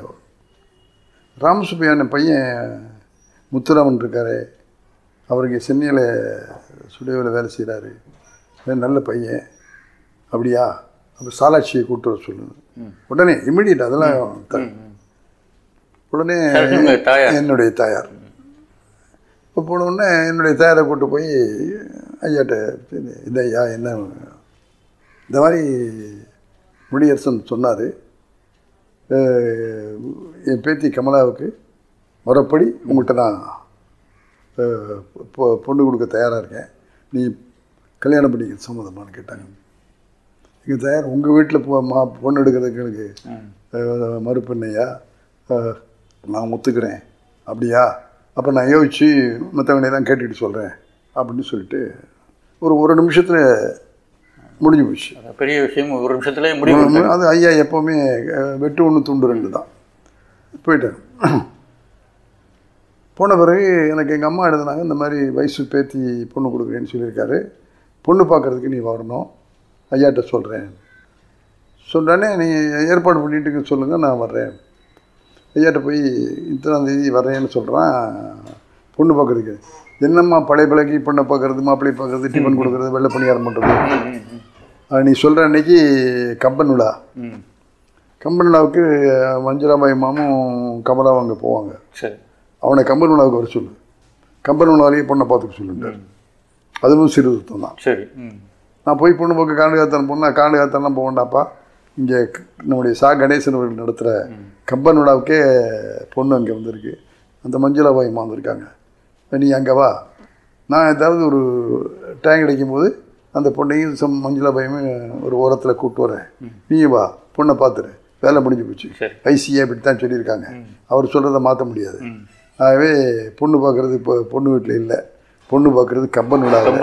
அப்படி கம்பன் விழாவில் தான் நான் பொண்ணு பார்த்தேன். சரி, அப்படி பார்க்கும்போது ரொம்ப அமைதியான ஒரு பொண்ணு, எனக்கு பிடிச்சிருந்து, எனக்கு பிடிச்சிருக்குன்னு சொன்னேன். அவங்களே கேட்டாங்க, அவங்களுக்கு பிடிச்சிருக்குன்னு சொன்னாங்க. மொத்தம் கல்யாணம் முடிவாயிடுச்சு. இந்த கல்யாண பத்திரிகை எடுத்துக்கிட்டு ஸ்டுடியோவில் எல்லோரும் கொடுக்கும்போது முதல் அழைப்பை ஏபி மெய்யப்ப செட்டியார் கையில் கொண்டு போய் கொடுக்கறதுக்காக அந்த அழைப்பை கொண்டு போய் செட்டியார் கையில் கொடுத்தேன். அவர் வாங்கி அதை ஓப்பன் பண்ணி பார்க்கல. இல்லைப்பா வயசு பேத்தியான்னாரு. சரி, இவருக்கு ஒன்றுமே தெரியாது, இவர் எப்படி வயசு பேத்தியான்னு கேட்குறா, புரியல. அம்மையா வயசு பேத்தி தான், ரொம்ப சந்தோஷப்பா, என்னுடைய வாழ்த்துக்கள், நல்ல குடும்பம், பெரிய சீர்திருத்தவாதி, அந்த வீட்டு பொண்ணு உனக்கு கிடச்சிருக்கு, நான் எனக்கு ரொம்ப மகிழ்ச்சியப்பா, நான் சிறப்பாக நடக்கட்டும் அப்படின்னு வாழ்த்தினார். எனக்கு ஒன்றும் புரியல, எப்படி செட்டியாருக்கு நான் வயசு பேத்தி பொண்ணு பார்த்த விஷயம் தெரியும்னு சொல்லிட்டு செட்டியாருடைய பிஏ பாலுன்னு ஒருத்தர் இருந்தார். அவர்கிட்ட போய் என்ன சார் இந்த மாதிரி நான் போய் இன்விடேஷன் கொடுத்தா பிரித்து பார்க்காம வயசு பேத்தியான்னு கேட்குறாரு, என்ன விஷயம் சார்னு. இது ஒரு வாரம் 10 நாள் விஷயம் நடந்துக்கிட்டு இருக்குது முத்துராமன். என்ன விஷயம்? வயசு செட்டியார் ஏவி மெய்யப்ப செட்டியாருக்கு கடிதம் எழுதி, முத்துராமன் ஒரு பையன் இங்கே உங்கள்கிட்ட வேலை செய்கிறான், நல்ல பையனா, என் பேத்தியை கொடுக்கலாமா அப்படின்னு கேட்டு லெட்டர் எழுதினார். ஸோ உங்களுடைய ட்ராக் ரெக்கார்டை ஐயா எடுத்துட்டாங்க. இல்லை ஐயா சொல்லி செட்டியாருக்கு கடிதம் எழுதியிருக்காரு. இவர் உடனே பாலதான் எப்போவுமே லெட்டர் எழுதுவார். நான் பதில் எழுதும்போது செட்டியார் சொன்னாங்க, இந்த மாதிரி நல்ல பையன் எங்கள் கம்பெனியில் வேலை செய்கிறாங்க, எங்கூடவே வேலை செய்கிறான், எடிட்டிங்கில் தான் இருக்கான், அவனை நல்ல பையன், நீங்கள் பொண்ணு கொடுக்கலாம், அதுக்கு நான் பொறுப்பு அப்படின்னு கடிதம் எழுதுனாங்க. அந்த கடிதத்தின் மேலே தான் உங்களுக்கு பொண்ணு கொடுக்குறாரு. சரி, எங்கள் அம்மாட்ட கேட்டதுனாலேயோ முடியரசன் சொன்னதுனாலேயோ இல்லை, மொத்தம் அந்த தீர்க்கதரிசி நான் எங்கே வேலை செய்யணும் அங்கே மெய்யப்ப செட்டியார் கடிதம் எழுதி அவர் எனக்கு நச்சாட்சி பத்திரம் கொடுத்த பிறகு தான் பொண்ணு கொடுக்க சம்மதிச்சாங்க. அப்படி தான் என் கல்யாணம் நடந்துச்சு. அது எந்த கல்யாணம்? சுயமரியாதை கல்யாணம். உங்கள் கல்யாணம் சீர்திருத்த கல்யாணம் தான். சுயமரியாதை கல்யாணம். அவர் தலைமையிலேயே சுயமரியாதை கல்யாணம் பண்ணிட்டோம். அந்த வாழ்க்கை ரொம்ப சிறப்பான வாழ்க்கை. ஒவ்வொரு மனிதனுடைய வெற்றிக்கு பின்னாரையும் மனைவி இருப்பாள் என்பது பழக்கத்தில் இருக்கிற ஒரு சொல். என் வாழ்க்கையை பொறுத்தளவு நான் இவ்வளவு தூரம் வளர்ந்தேன் அப்படின்னு சொல்லி சொன்னால் அதுக்கு காரணம் முழுக்க என்னுடைய மனைவி கமலா தான். கமலா வைசியாவினுடைய சாம்பிள். அவர் எப்படி இருக்கணும்னு நினைப்பாரோ அதே மாதிரி தான் கமலா இருக்கணும். ஒரு பெண் எப்படி இருக்கணும்? அமைதியாக இருக்கணும், நாணத்தோடு இருக்கணும், குடும்பத்திலையாக இருக்கணும், குழந்தை கடை வளர்க்கணும், கணவன் சொல்கிறத கேட்கணும், இவ்வளோ ஐயா சொல்லுவாங்க. அந்த அதுக்கு பதிலாக இருந்ததுன்னா கமலா. கமலா மட்டும் இல்லை, கமலாவோடு இருக்கிற எல்லா பிள்ளைகளும் சரி, பேரம்பேத்திகளும் சரி, அவருடைய வழியில் அவர் மாதிரியே வளர்த்துருக்காங்க. ஆகவே அது எனக்கு கிடைச்ச பெரிய சொத்து. இன்றைக்கி உங்கள் முன்னால் எனக்கு வைசியா பற்றி சொல்லுகிற போது சொல்கிறேன், வைசியா குடும்பத்தினுடைய கமலா எனக்கு வந்தது என் வாழ்க்கையில் கிடைச்ச பெரிய புண்ணியம், பெரிய பெருமை. ஆகவே என் வளர்ச்சிக்கு பின்னாலே என் கமலா இருந்தது. ஆகவே என்னுடைய வாழ்க்கையில் நான் இவ்வளோ தூரம் வர்றதுக்கு பின்னணியாக இருந்ததுக்கு காரணம் கமலா. எனக்கு வேலைன்னு தான் முழுக்க ஒர்க்கில் தான் அதான் நான் நான் அசிஸ்டன்ட் எடிட்டராக வரைக்கும் சேர்ந்து எடிட்டர் ஆகி அசிஸ்டன்ட் டைரக்டர் ஆகி அதன் பிறகு நான் டைரக்டர் ஆனேன். அப்போ நீங்கள் எடிட்டராக இருந்து டைரக்டராக இருந்து கிட்டத்தட்ட ஒரு 15 வருஷத்துக்கு மேலே. 5 வருஷம் எடிட்டிங்கில் இருந்தேன், அதுக்கு பிறகு 10 வருஷம் அசிஸ்டன்ட் டைரக்டராக இருந்தேன், 15 வருஷத்துக்கு பிறகு தான் நான் டைரக்டர் ஆனேன். அந்த இன்பிட்வீன் தான் எங்களுக்கு கல்யாணம் வந்துச்சு. கல்யாணம் முடிஞ்ச பிறகு அவர்கள் ஒரு முறை டெல்லிக்கு போய் அந்த வழக்காடுறதுக்காக போகணும். அந்த டெல்லி கோர்ட்டில் அவங்களுக்கு அந்த வாய்தா கிடைக்கல. அதுக்காக நான் சென்னைக்கு வந்துடுறேன்ப்பா, சென்னையில் உங்கள் வீட்டில் நான் தங்கியிருக்கேன், அங்கேருந்து நான் டெல்லிக்கு போகிறேன்னு எங்கள் வீட்டில் ஐயா வைசையாவும் மஞ்சுளாவும் தங்கினாங்க. நீங்கள் ரொம்ப வாடகைக்கு அந்த வீட்டிலங்களா இல்லை இங்கே? வாடகை வீட்டில். சரி, நீங்கள் அந்த வீடெல்லாம் இப்போ கட்டல. தங்கவேலு காலனியில் அந்த வீட்டில் வாடகைக்கு இருந்த வீட்டில் எங்களோட வந்து தங்கியிருந்தாங்க. நாங்கள் இப்போ படுக்கையறையை வந்து ஐயாவுக்கு கொடுத்துருவோம். சரி, சின்ன வீடு தான் நீங்கள்? ஆமாம், சின்ன வீடு. ஒரு ஆள், ஒரு பெட்ரூம், ஒரு கிச்சன், அப்படி சரி கொடுத்தோம். வேண்டாப்பா, நீங்கள் அங்கே தங்குங்க, நாங்கள் ஹாலில் படுத்துக்கோங்க. இல்லையா, நீங்கள் பெரியவங்க, நீங்கள் அங்கே படுத்துங்க, ஏன்னா நீங்கள் போகிறது அது அட்டாச்சு பாத்ரூம் இருக்கு, நீங்கள் போகலாம் வரலாம் அதை பண்ணிக்கலாம்னு சொல்லிட்டு அந்த ரூமில் கட்டாயப்படுத்தி தங்க வச்சுட்டு நாங்கள் ஹாலில் படுத்துக்கோம். சரி. அந்த நேரத்தில் அவங்க வாழ்ந்த வாழ்க்கை முறையை பார்க்குற போது ஒரு கணவன் மனைவி எப்படி இருக்கணும், அவங்க 2 பேரும் அடிச்சுக்குவாங்க. சண்டை அவங்களுக்கும் சண்டை, 2 பேரும் அவங்க வயசும் மஞ்சளாக போய் அடிச்சுக்குவாங்க. அது என்ன, அந்த ஒரு கொள்கை எது கரெக்டுன்னு சொல்கிறதுக்காக 2 பேருக்கும் சண்டை வரும். சரி. அப்புறம் 2 பேரும் பேசி இல்லை மஞ்சுபா நீ சொல்கிறது கரெக்டாக இருக்கு அப்படின்னு ஒத்துக்குவார். மனைவி சொல்கிறாங்கிறதுக்காக ஏற்றுக்க மாட்டேன்னு சொல்ல மாட்டார். மனைவி சொல்கிறத ஏற்றுக்குவார். ஏற்றுக்கிட்டு இவர் சில கருத்துக்களை சொல்லும்போது அந்த அம்மா எதிர்ப்பாங்க. இல்லைன்னு அந்த அம்மா வாதிட்டு எல்லாம் பண்ணும்போது இவர் வாதிட்டு நீ சொல்கிறது சரியில்லை, நான் சொன்னது தான் சரி, நான் சும்மா சொன்னேன் அப்படின்னு சொல்லலை, இந்த காரணத்துக்காக நான் இது சொல்கிறேன், ஆகவே இந்த காரணத்தினால இது சரி அப்படின்னு 2 பேரும் ஒருத்தருக்கு ஒருத்தர் விட்டு கொடுத்துவாங்க. நான் சொன்னதுக்காக நீ ஏற்றுக்கணும், நீ சொன்னதுக்காக நான் ஏற்றுக்கணும். அந்த ஆணாதிக்கமோ பெண்ணாதிக்கமோ அங்கே இருந்தது. அங்கே இருந்ததெல்லாம் தாம்பத்தியம் இருந்தது. கணவன் மனைவி எப்படி இருக்கணுங்கிறதுக்கு எடுத்துக்காட்டாக இருந்தது. ஆகவே அவர் வாழ்ந்த வாழ்க்கையில் மட்டும் இல்லை, எங்கள் வீட்டில் இருந்த நேரத்துலையும் பல விஷயங்களை நாங்கள் அவங்க கிட்ட கற்றுக்கிட்டோம். ஆகவே இது மாதிரி கற்றுக்கிறதுக்கு என் வீட்டில் தங்கியிருந்த அந்த நாட்கள் எங்களுக்கு பயன்பட்டது. அப்போ குழந்தைங்களை வச்சுக்கிறது, என் மனைவியை பிடிச்சுக்கணும். என்ன கேட்பார், ஏப்பா காலையில் போகிற ராத்திரி 12 மணிக்கு வர, என்னப்பா பண்ணுற, உன் பக்கத்து வீட்டில் ஒருத்தன் இருக்கான் என்னுடைய கலிக்கு, கல்லுப்பட்டி சீனிவாசன், அவனை பாரு கரெக்டாக 6 மணிக்கு வந்துடுறான்.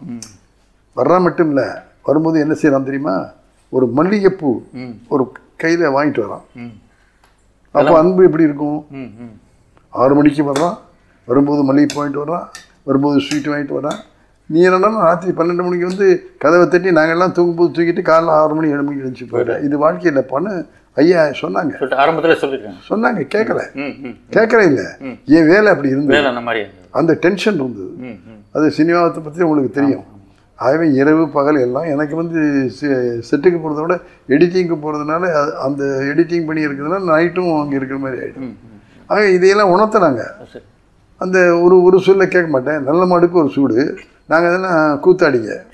ஆகவே அந்த சூடெல்லாம் எடுபடுற. ஆகவே அப்படி ஐயாவோட வாழ்கிற வாய்ப்பும் எங்களுக்கு, என் பேரம்பேத்திகள்லாம் எடுத்து கொஞ்சினாங்க. அந்த கொஞ்சின ஃபோட்டோக்கள்லாம் உங்களுக்கு கிடைச்சா நான் அனுப்புகிறேன். டைரக்டர் ஆன பிறகு அந்த ஒரு 20 வருஷம் டைரக்டரான இருந்த காலம் பொற்காலம். ஆனால் நேரமே கிடையாது. அந்த 20 வருஷத்தில் நான் 70 படம் பண்ணியிருக்கேன். 20 வருஷம் 70 படம். 70 படம் மொத்தம் நீங்கள் பண்ண படங்கள் 70 படம் டோட்டலாக. 70 படத்தில் 25 படம் சூப்பர் ஸ்டார் ரஜினிகாந்த், 10 படம் கமலஹாசன், 3 படம் நடிகர் சிவாஜி கணேசன், அப்புறம் எல்லாம் Vijayashankar sir, Muthuraman sir, Vijayakanth sir, Prabhu, Sathyaraj. ஆனால் நான் பண்ணாத நடிகர்கள் இல்லைங்கிற அளவுக்கு எல்லாரையும் வச்சு படம் பண்ணேன். ஆகவே 70 படம் பண்ணால் எனக்கு எப்படி நேரம் கிடைச்சிருக்கும். ஒரு விஷயத்த சொல்கிறேன், இன்னைக்கு ஒரு படம் சினிமாவில் வந்து 23 துறை 23 டிபார்ட்மெண்ட் சேர்ந்தால் தான் ஒரு படம் எடுக்க முடியும். 23 விதமான கலைஞர்கள், இவ்வளோ பேரையும் வச்சு நான் 70 படம் பண்ணுறேன்னா எனக்கு எவ்வளோ டென்ஷன் இருந்திருக்கும். கேப்டன் ஆஃப் த ஷிப்பு வந்து டைரக்டர் தான். ஆகவே அந்த டைரக்டர் பணியை நான் செஞ்சுக்கிட்டு அந்த வாழ்க்கை நடத்துகிற போது என் குடும்பத்தை, என் குழந்தைகளை பார்த்துக்கிட்டதெல்லாம் என்னுடைய கமலா. எப்போ வீட்டு விட்டு வரேன்னு தெரியாது, எப்போ வீட்டுக்கு போகிறேன்னு தெரியாது. வருவேன், ஷூட்டிங் ராத்திரி 9 மணிக்கு முடிஞ்சுன்னா பள்ளிப்படிக்கு எடிட்டிங்க்கு போவேன். அங்கே போய் பார்த்துட்டு அங்கேயே படுத்துக்குவேன். காலையில் போய் குளிச்சுட்டு திரும்பி வந்துடுவேன். இப்படி கிட்டத்தட்ட 20 வருஷங்கள் நான் இருந்திருக்கேன். அப்படின்னா என் குடும்பத்தை நான் எங்கே எப்படி கவனிச்சிருக்க முடியும்? அந்த முழு பொறுப்பையும் என்னுடைய பொறுப்பையும் சேர்த்து என் கமலா பார்க்கிறேன். ஆகவே அந்த தலையில் பாரத்தை தூக்கி வச்சுக்கிட்டது அதனால தான் நான் வந்து ரிலாக்ஸாக வேலை செய்ய முடியும். அதை நான் பிற்காலத்தில் நான் உணர்ந்தேன். அவன் குடும்பத்துக்கே உதவி செய்யலை, குழந்தைகளுக்கு நம்ம உதவி செய்யலை. என் பையன் என்ன படிக்கிறான்னு யாராவது கேட்டாங்கன்னா, டேய் என்ன படிக்கிறேன்னு சொல்கிறான், ஐயா கேட்குறாரு என்ன, ஏன்னா அவன் என்ன படிக்கிறான்னு எனக்கு தெரியாது. அந்தளவுக்கு நான் குழந்தைகளை வளர்த்தேன். ஆகவே என் மனைவி அதுக்கு பிறகு என்ன செஞ்சாங்கன்னா, என் குழந்தைகளையோ என் பொண்ணுகளையும் யாரையுமே சினிமா பக்கம் விடலை. ஒருத்தர் சினிமாவுக்குன்னு தியாகம் பண்ணிட்டோம், அது போதும். சரி, நீங்கள் யாரும் சினிமாவுக்கே போகக்கூடாது, நீங்கள் வேறு வேலை பாருங்க அப்படின்னு சொல்லி என் பிள்ளைகளையும் சினிமா ஷூட்டிங் பார்க்க கூட விடுவோம், அனுப்பாங்க. அதுக்கு ஒன்று அவங்க தான் காரணம், உங்களுடைய மனைவி தான் காரணம்? மனைவி தான். யாரும் என் பிள்ளைங்க வராதுக்கு காரணம் என் மனைவி தான் காரணம். என் மனைவிக்கு காரணம் நான். சரி, குடும்பத்துக்கே உதவாத ஒரு புருஷன், குடும்ப பிள்ளைகளுக்கே உதவாத ஒரு புருஷன், அது மாதிரி பிள்ளைங்களும் ஆக வேண்டாம் அப்படிங்கிறதுக்காகவே சினிமாவுக்கு கிளப்புறேன். ஒரு ஸ்டேஜில் இந்த வீடு கட்டிக்கிட்டு வந்தோம், வாடகை வீட்டில் இருந்து இந்த வீடை கட்டிக்கிட்டு வந்தோம். இந்த வீடை கட்டிகிட்டு வந்து ஒரு 10 நாளில் என் பொண்ணு, சின்ன பொண்ணு இப்போ டாக்டராக இருக்குது விசாலாட்சின்னு, அந்த பொண்ணு ஓன்னு அழுது, என்னம்மா என்ன அப்பா வாடகை வீட்டில் இருக்கும்போது நீங்கள் பாத்ரூமுக்கெல்லாம் பின்னால் தான் போவீங்க, எங்களை பார்த்து பேசிட்டு தான் பாத்ரூமுக்கு போவீங்க, குளிப்பீங்க, வருவீங்க, அப்போ போகும்போதும் வரும்போதும் பார்த்துக்குவோம், போகும்போதும் வரும்போது பேசுவீங்க. இந்த புது வீட்டுக்கு வந்த பிறகு உங்களுடைய படுக்கை அறையிலேயே அட்டாச்சு பாத்ரூம். ஆக நீங்கள் எப்போ வந்தீங்க, எப்போ குளிச்சிங்க, எப்போ போனீங்கன்னு தெரியல. ஆக 10 நாளாக அவங்கள பார்க்கவே இல்லைன்னு ஒவ்வொன்றும் அழுது. அப்போ எனக்கு சுருக்குன்னு மனசில் பட்டு எல்லா பிள்ளைங்களும் சேர்ந்துக்கிட்டாங்க என்ன. ஆமாம், சாரா சொல்கிறது கரெக்டு தானே, நீங்கள் யாராவது எங்களை பார்த்துருக்கீங்களா, எங்கேயாவது கூப்பிட்டு போயிருக்கீங்களா, நம்ம இப்படி எப்படியா கமலாமல் பார்த்துங்க, இப்படி குழந்தைங்க இருக்காங்க, நானாவது பெரியவன், எல்லாத்தையும் பொறுத்துக்குவேன், எல்லாத்தையும் தாங்கிக்குவேன், அவருடைய வேலை அப்படின்னு நான் பொறுத்துக்கிறேன், ஆனால் இந்த பிள்ளைங்களுக்குலாம் நீங்கள் தான் பதில் சொல்லணும். இன்றைக்கி என்னமோ நல்ல நேரத்தில் அந்த கேள்வி கேட்டிருக்கு, பதில் சொல்லுன்னு சொன்னோன்னே அப்போ நான் பாண்டியன் படம் பண்ணிக்கிட்டு இருக்கேன். அது என் யூனிட்டுக்காக ரஜினி சார், சரவணன் சார், கௌதம் சார்லாம் எனக்காக எடுத்து கொடுத்தாங்க. அது அந்த வரக்கூடிய லாபத்தை எல்லாரும் பிரிச்சுக்கிறது அப்படிங்கிற எண்ணத்தோடு அந்த படத்தை செஞ்சேன். 93 அந்த படம் ஷூட்டிங் நடந்துக்கிட்டு இருக்கு. அந்த படம் முடிஞ்ச பிறகு அவங்களையெல்லாம் கூட்டிகிட்டு மலேசியா, சிங்கப்பூருக்கெல்லாம் கூப்பிட்டு போகிறேன், குடும்பத்துக்குன்னு நேரம் ஒதுக்குறேன். ஆகவே அது வரையிலும் பொறுத்துங்க. ஆகவே இந்த குடும்பத்தை என்னுடைய யூனிட்டுக்குன்னு செய்கிற படம் முடிச்சு கொடுத்தேன்னா என் யூனிட்டுக்கு ஒரு மகிழ்ச்சி இருக்கும். அதுக்கு பிறகு நான் படங்களை குறைச்சிக்கிறேன் அப்படின்னு சொல்லி அதன் பிறகு தொடர்ந்து படப்பிடிப்பு பாண்டியன் படம் முடிக்கிறதுக்காக பண்ணிகிட்டு இருக்கிறேன். அப்போ ஒரு நாள் திடீர்னு எனக்கு அழைப்பு வந்தது, உங்களோட வீட்டுக்கு வர சொல்கிறாங்க. அப்படின்லாம் சொல்ல மாட்டாங்களே, என்ன தண்ணி தெளித்து விட்டாச்சே, என்ன எதுக்கு வீட்டுக்கு வர சொல்கிறாங்க? சார் அர்ஜென்ட்டாக வர சொல்கிறாங்க சார், போயிட்டு வந்துடுங்க சொன்னாங்க. சரி, நாங்கள் ஃபைட்டிங் நடந்துக்கிட்டு இருக்குது, அது ஜூடோ மாஸ்டர்கிட்ட சொல்லி அந்த ஃபைட்டிங்கை பார்த்துக்க, நான் போயிட்டு வரேன் அப்படின்னா அதை அந்த போர்ஷன் உள்ள எடுத்துருங்க அப்படின்னு சொல்லிட்டு வீட்டுக்கு வந்து பார்த்தா எந்த கமலா எனக்கு துணையாக இருந்தாலோ அந்த கமலா பிணமாக மாரடைப்பு வந்து உயிரிழந்து பிணமாக கிடந்தேன். அதை பார்த்தோன்னே எனக்கு ஒன்றும் புரியல. அப்படியே துடித்தேன், கதறினேன். என்ன பண்ண முடியும், போனது தானே. அந்த அதிர்ச்சியை என்னால் தாங்கிக்க முடியல.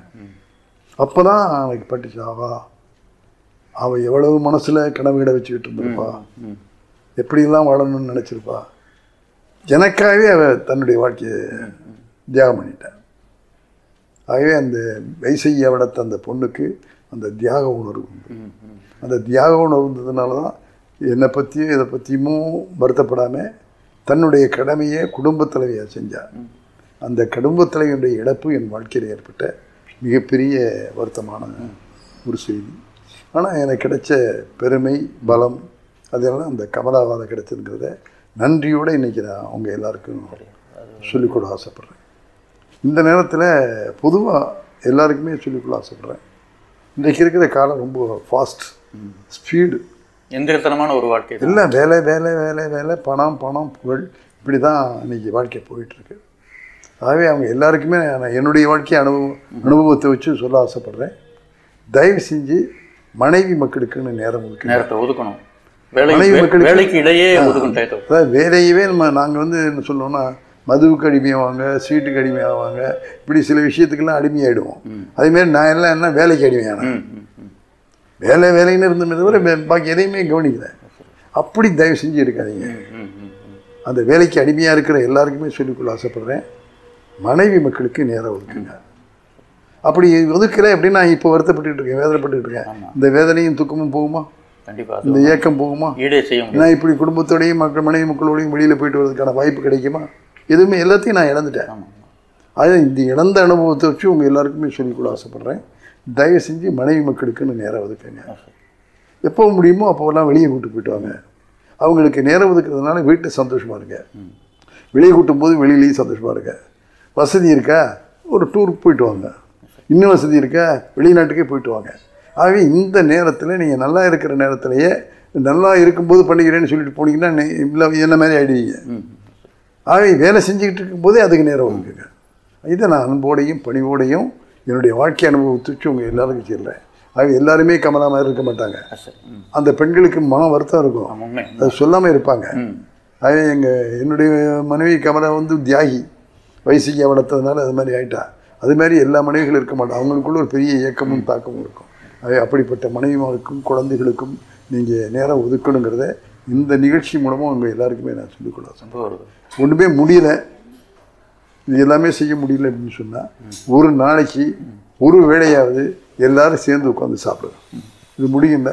ரொம்ப குறைவாக அந்த சாப்பிடும்போதாவது 4 வார்த்தை பேசிக்கலாம் இல்லையா? உங்களால் அது கூட சாப்பிட முடியல அந்த மாதிரி.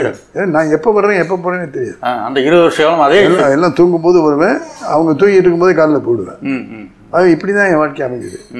ஆகவே அந்த ஒரு வேளை சாப்பாடையாவது சேர்ந்து சாப்பிடும்போது எல்லாரும் சேர்ந்து சாப்பிட்டீங்கன்னா அந்த நேரத்துலையாவது பேசிக்க முடியும். ஆகவே மனைவி மக்களுக்காக கணவர்கள் இதை செய்யணும் அப்படிங்கிறத என்னுடைய வாழ்க்கை அனுபவத்தை வச்சு நான் சொல்லிக்கொள்ள ஆசைப்படுறேன். இதன் மூலமாக வயசையை பற்றி சொல்லுகிற இது நிறைய விஷயங்கள் இருக்குது. அவர்கள் வந்து வாழ்க்கையில் ஒரு ஒழுங்குமுறை திட்டமிடுதல் அப்படிங்கிறது இருந்தது. நேரத்தை எப்படி ஒதுக்கிக்கணும் அப்படிங்கிற நேர பங்கீடு அவங்க வாழ்க்கையில் இருந்தது. நேரத்தை பொன் போன்றது இல்லை உயிர் போன்றதுன்னு வாழ்ந்து காட்டிய பெருமை அவருக்கு இருந்தது. எந்த விஷயத்தை பற்றியும் நல்லா சிந்திப்பார், உடனே முடிவெடுக்க மாட்டார், முடிவெடுத்து அதுலேருந்து மாற மாட்டாங்க. முடிவெடுக்கிற அளவுக்கு யோசிச்சுக்கிட்டே இருப்பாங்க. என்ன சொல்கிறேன் மஞ்சுளபாய், என்ன மஞ்சும்மா என்ன சொல்கிறீங்க, சோறையை கட்டியா? மனைவி கூட அம்மான்னு தான் சொல்லுவாங்க. ஆமாம், யாரையும் வாங்க போங்கன்னு தான் சொல்லுவாங்க. அந்த ஒரு பெண்ணியம்லாம் அவர் காலத்தில் இருந்தது. அப்படி தான் கூப்பிடுவார், அம்மா அம்மா வாங்க, அவங்க இருந்திருக்காங்க பாரு, அப்படி தான் சொல்லுவார். ஆகவே அதே மாதிரி நட்பு, அவ்வளோ பேருக்கும் நட்போட இருக்க முடியுமானா இருந்தது. சரி, அவர்கிட்ட இருக்கிற கோபம் வேறு யார்ட்டையுமே இருக்க முடியாது. கோபம் இருக்கிற இடத்துல குணம் இருக்கும், அது இருந்தது அவர்கிட்ட. ஆகவே தான் பெரிய செல்வந்தன் அப்படின்ட்டு அந்த செல்வத்தை பூரா தனக்கு ஒதுக்கிக்கணும்னு நினச்சிருந்தா அவர் இன்பமாளிகளே இருந்திருக்க முடியும். அப்படி இல்லை, தனக்கு வந்ததையெல்லாம் பிறருக்கு கொடுக்கணும்னு எல்லாருக்கும் கொடுப்பாரு. ஐயா, தீபாவளி பொங்கல் வந்தால் நீங்கள் யாருக்கு கதர் வெட்டி கதர் சட்டை வாங்கி கொடுப்பீங்க? உங்கள் வீட்டில் வேலை செய்ய கொடுப்பீங்க? இல்லை, அவர் வீட்டுக்கு பின்னால் இருந்த ஆதி திராவிட மக்களை கூப்பிட்டு அவங்களுக்கெல்லாம் வேட்டி சேலை வாங்கி கொடுத்தார். அதில் ஏற்ற தழுவு பாகுபாடு, உயர்ந்தவன் தாழ்ந்தவன்லாம் இருந்தார். ஆகவே தான் அவர் உயர்ந்தவராக இருந்தார். ஆகவே அது மாதிரி வாழ்ந்தார். அப்புறம் யார் கடிதம் போட்டாலும் அந்த கடிதத்துக்கு உடனே பதில் எழுதுவார், உடனே ரெஸ்பான்ஸ் பண்ணுறது மட்டும் இல்லை, அந்த ரெஸ்பான்ஸ் பண்ணுற பதிலை ஒரு பேத்தி காப்பி எடுத்து வைக்கணும், காப்பி எடுத்து ஃபைல் பண்ணி வைக்கணும். நம்ம எழுதணுங்கிறது என்ன, நாளைக்கு என்ன ஞாபகம் வருமா, ஆகவே என்ன எழுதணுங்கிறதுக்காக ஒரு காப்பி எடுத்து அதை ஃபைலில் போட்டு வைக்கணும். அது அவர் செஞ்ச முறை. அவருடைய வாழ்க்கை முழுதுலையும் நாட்குறிப்பு எழுதியிருக்காரு, டைரி எழுதியிருக்காரு. அது ஒரு விஷயம் கேள்விப்பட்டோம், அது கிடைச்சிருந்தா நமக்கு நிறைய விஷயங்கள் எல்லாமே பதிவாயிருக்கு, எல்லாமே பதிவு பண்ணியிருக்காரு. நல்லதோ கெட்டதோ, தான் செஞ்ச நன்மைகள், தான் செஞ்ச தவறுகள், இவ்வளவையும் டைரியில் எழுதி பக்கா பண்ணி வச்சிருக்காரு. அது இந்த வீடு இன்பமாளிகளிலிருந்து அவங்க சாதாரண குடிலுக்கு வந்தபோது மாற்றங்கள், சாமான்களெல்லாம் மாற்றுகிற போது இதெல்லாம் மிஸ் பண்ணிட்டாங்க. அதே இதெல்லாம் நமக்கு கிடைக்கல. இதெல்லாம் நம்ம வாழ்க்கையில் பின்பற்றணும். அந்த உறுதியோடு இருக்கணும், தன்மானத்தோடு இருக்கணும், சுயமரியாதை இருக்கணும். மனிதன்கிறவன் ஒரே இனம். ஆகவே அவன் உயர்ந்தவன் தாழ்ந்தவன் இல்லாது, பிறருக்கு உதவி செய்கிறவன் மேலும், உதவி செய்யாமல் தனக்கே உதவி செஞ்சுட்டு இருக்கிறவன் கீழும். இதுதான் அவருடைய கொள்கை. அப்படி வாழ்ந்தார் அவர். அவருடைய உயரம் உங்களுக்கு தெரியும், நல்ல உயரமாக இருப்பார். குரல் வந்து ஆணித்தரமான குரலாக இருக்கும். எடுக்கிற முடிவு ஒரு தீர்ப்பாக இருக்கும். அது வந்து குளகுளாக்களாகலாம் இல்லை, தீர்ப்பு. சும்மா ஒரு விஷயத்தை சொன்னார். இந்த நிகழ்ச்சியில் துக்ககரமான செய்தியாக இருந்தால் கூட அவருடைய மனைவி லட்சுமி, அவருடைய மனைவி பேர் லட்சுமி, என் மனைவி பேரும் லட்சுமி தான். சரி, கமலான்னு கூப்பிடுறது செட்டிநாட்டில் எப்போ 2 பேர் இருக்கும். ஒன்று பெரியவருடைய பேர் இருக்கும், ஒன்று கூப்பிடுற பேராக இருக்கும். ஆகவே என் மயனுடைய வச்ச பேர் லட்சுமி, தன் மனைவி பேரை தான் வச்சார். அது கமலாங்கிறது கூப்பிடுற பேர். அப்படிப்பட்ட லட்சுமி அவர்கள் உடல் நலம் இல்லாமல் இருக்காங்க. அப்போ வைசியா வந்து மலேசியாவிலேயும் சிங்கப்பூர்லேயும் இருக்காங்க. அந்த அம்மாவை பார்த்து கொள்கிற மருத்துவர் இப்போ இருக்கிற கண்டிஷன் வந்து ரொம்ப பயமாக இருக்குது. அதிகமான ஒரு 10 நாள் அவ்வளோதான் இருக்கும்னு நினைக்கிறேன். ஆகவே இந்த தகவலை ஐயாவுக்கு சொல்லிவிடுங்க. அப்புறம் நம்ம சொல்லலைன்னு ஃபீலிங் வரும். இந்த தகவலை அங்கே அனுப்பிச்சாங்க. அவர் அந்த கேஸு, அந்த ஃபைல், அந்த சிக்கலில் இருக்கார். 10 நாளில் வர முடியாது. அதுவும் கப்பலில் புறப்பட்டு வந்தால் அதுவே 10 நாள் ஆகிடும். ஒரு கடிதம் எழுதுறாரு. என் மனைவி நான் வருவதற்கு முன்னாலே இறந்துட்டா, அவளை வந்து எந்த சடங்கும் இல்லாமல் நான் மனதில் நினைத்திருக்கிற மாதிரி அவளை அடக்கம் செய்ய வேண்டும். அவளுக்கு இந்த சடங்கை வச்சு அதுங்களை வச்சு இதுங்களை வச்சுலாம் பண்ணி போகிறது எனக்கு பிடிக்காது. உங்கள் எல்லாருக்கும் தெரியும். ஆகவே அவளை வந்து அமைதியாக அடக்கம் செய்வதற்கு வேண்டிய ஏற்பாடு செய்ய, இந்த விஷயத்தில் முருகப்பாவும் ராமசுப்பையாவும் இந்த பணிகளுக்கு உதவியாக இருந்து அந்த காரியத்தை செய்வாங்க. உங்களுடைய தந்தையார், என்னுடைய தந்தையார் ராமசுப்பையாவும் துணையாக வந்து அந்த காரியத்தை செய்வாங்க. யார் எதிர்த்தாலும், யார் வேண்டுகோள் விட்டாலும் அவரை அதையெல்லாம் ஏற்றுக்கொள்ளாமல், நான் சொல்லியிருக்கிற இந்த கருத்துப்படி எந்த சடங்கும் இல்லாமல் என் மனைவனுடைய இறுதிச் சடங்கு நடக்க வேண்டும் என்று கடிதம் எழுதி அதை முக்கியமான 5 பேருக்கு அனுப்பிச்சார். எங்கள் குடும்பத்திலையும் சரி, முருகப்பாவுக்கும் சரி, எங்கள் அப்பாவுக்கும் சரி இந்த கடிதங்களை அனுப்பிச்சாங்க. அவர் வருவதற்கு முன்னாலே அவர் மனைவி லட்சுமி இறந்துவிட்டார். ஊரே கூடி நம்முடைய சம்பிரதாயப்படி பண்ணணும். அவங்க பிறந்த வீட்டிலிருந்து பட்டு இதெல்லாம் கொண்டு வந்தாங்க. வழக்கம் போல இந்த பட்டு போடுவதுன்னு ஒரு முறை அதெல்லாம் கொண்டு வந்தாங்க. முருகப்பாவும் என்னுடைய தந்தையாரும், இல்லை ஐயா இந்த மாதிரி கடிதம் இருக்குது, அந்த கடிதத்தை பாருங்கள், இது இப்படி தான் நம்ம செய்யணும், ஏன்னா அவருடைய விருப்பம் அது, ஆகவே நாங்கள் இப்படி தான் செய்ய போகிறோம், இதுக்கு யாரும் தடங்களாக இருக்காதீங்க அப்படின்னு சொல்லிட்டு ஐயா விரும்பியபடியே அந்த அடக்கம், ரிஷிகளுடைய அடக்கம் நடந்துச்சு. ஆகவே வாழ்நிலை மட்டுமல்ல, சாவிலையும் சடங்கு செய்யாமல் வாழ்ந்து காட்டிய பெருமகனார் நம்முடைய வைசு சண்முகனார் அவர்கள்.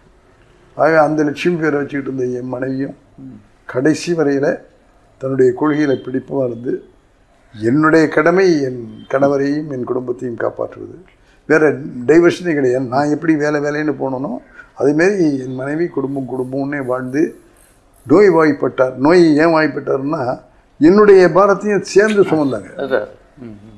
ஆகவே 2 பாரத்தை சுமக்கிற நிலைமை அவருக்கு வந்தபோது உடல்நிலை பாதிக்கப்பட்டு மாரடைப்பு வந்து இறந்து போனார்.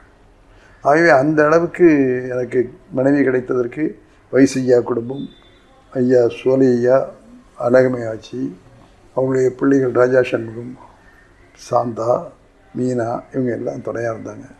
அப்படிப்பட்ட அந்த குடும்பத்தில் நான் மாப்பிள்ளையாக இருந்ததற்காக நான் பெருமையும் மகிழ்ச்சியும் கொள்கிறேன். இந்த நேரத்தில் நகரத்தார் டிவி மூலமாக ஐயாவை பற்றி பேசுகிற வாய்ப்பு கிடைத்ததற்காக என் நன்றியை சொல்லிக்கொள்ள ஆசைப்படுகிறேன். உள்ளத்தால் பொய்யாத ஒளிகள் உலகத்தார் உள்ளத்துள் எலாமுடன் என்பதைப் போல ஐயா இன்றைக்கல்ல நாளைக்கல்ல என்றைக்கும் நம் அனைவருடைய மனதிலேயும் இருப்பார். அவருக்கு நாம் நன்றி சொல்வது ஒரே வகையில் தான் சொல்ல முடியும். அவரை நம்முடைய ரோல் மாடலாக எடுத்துக்கொண்டு அவரை போல வாழ்ந்து காட்டினால் நாம் அவருக்கு செய்த நன்றியாக அது இருக்கும். ஆகவே நன்றியோடு அவரை வணங்கி மக்களை எல்லாம் அவரை போல வாழ வேண்டும் என்ற வேண்டுகோளை உங்கள் முன்னாலே வைத்து, வையத்துள் வாழ்வாங்கு வாழ்பவர் வானுரையும் தெய்வத்துள் வைக்கப்படும் என்ற குரலை சொல்லி அந்த பெருமகனுக்கு என் நன்றி கலந்த வணக்கங்களையும் வாழ்த்துக்களையும் தெரிவித்துக் கொள்கிறேன். ரொம்ப ஒரு நீண்ட நேரம் சொல்ல முடியாது. தன்னுடைய வாழ்வியல் அனுபவங்கள், வைசு ஐயா அந்த ஒரு ஆளுமையை பற்றி நம்மளுடைய நகரத்தார் சமூகம் மட்டுமல்லாது மற்ற அனைவருமே தெரிந்து கொள்ளக்கூடிய வகையில் இப்படித்தான் ஒரு மனிதன் வாழணும் அப்படிங்கிற மாதிரியான ஒரு விஷயத்தை வந்து மிக நீண்ட நேரம் எடுத்து முத்துராமன் ஐயா நம்மோட பயந்துட்டுருக்காங்க. நாட்டுக்கோட்டை நகரத்தார் இணைய தொலைக்காட்சி சார்பாக ஐயா நன்றி, வணக்கம். நன்றி, வணக்கம். அதே மாதிரி உங்களுக்கும் நன்றி, இதை பார்த்துக்கிட்டு இருக்கிற மக்களுக்கும் நன்றி. வைசு குடும்பத்தார் நிறைய பேர் இருக்காங்க, அவங்கள பற்றிலாம் தனித்தனியாக சொல்ல முடியல. அந்த குடும்பத்தார் அத்தனை பேருக்கும் நன்றி. நாம் எல்லாம் சேர்ந்து வைசுவனுடைய புகழை மேலும் மேலும் உயர்த்துவோம்.